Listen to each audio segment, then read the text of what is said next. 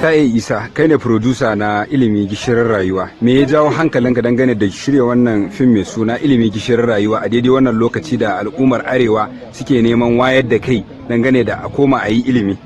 Alhamdulillah, ala kulli halin babban abin da ya fara burge ni shi ainihin wanda ya damu ya gaya za a yi labari akan irin wannan rayuwa da ake ciki a ƙauyuka na rashin mutane su ɗau 'ya'yansu su kai su ilimi, su ba su ilimi na boko sai na muhammadiyya kaɗai.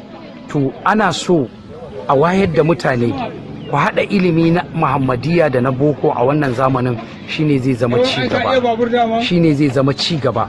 To shi Alhaji Musa Bello shine mai Ama Foundation, shi ya fara zauma da ni, ya fara maganar ya za su yi a samu story da zai yi daidai da mutane, a samu labari da zai yi daidai da na mutane da za su karba kuma ya shiga jikinsu. To shi kansa marubucin labarin Nasir Need yana ɗaya daga wanda ya burge ni, da kuma Ama Foundation suna ɗaya daga wanda suka burge ni, waɗanda suka kamar shi daraktan ya yi ƙoƙari. Kamar wannan jiha da muka zo ta Jigawa muke ɗaukan wannan fim ɗin a ciki, alhamdulillah mun ji daɗi kuma mun samu abin da muke so. Wani saƙo wannan ilimi gishirin rayuwa yake da shi? Yawwa, yana faɗakar da mutane ne. Kada ka ce ɗanka ka haifi ɗa ka ce wai za ka kai shi gabas karatu.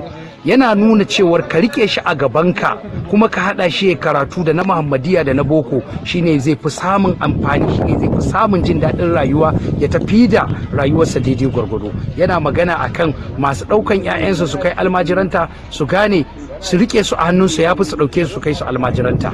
Shine abin da muke so mu nuna mutane, kuma ba wai ilimin muhammadiyya kaɗai ba, ya haɗa da na boko, tunda zamanin yanzu komai za ka yi sai da ilimin boko. In kana da muhammadiyya ba lallai bane yanzu tunda abu ne na siyasa ka ce ka zama wani abu a aikin gwamnati ko siyasa. Abin da ya kunsa kenan faɗakar da mutane akan su cire wannan aƙida ta sai ilimi na muhammadiyya kawai suka yadda da shi, to su haɗa da ilimi na zamani, shine za su samu ci gaba a karkararsu a rayuwarsu ma. To abin da ya kunsa kenan. Kana da wani abu da zaka kara? Ba abin da zan kara illa Allah ya sa wannan abin da muka yi ya shiga kunnen mutane, kuma mutane su karbe shi hannu biyu. Kuma ina godiya ga wannan Ama Foundation da suka tunanin a yi wannan domin a faɗakar da mutane.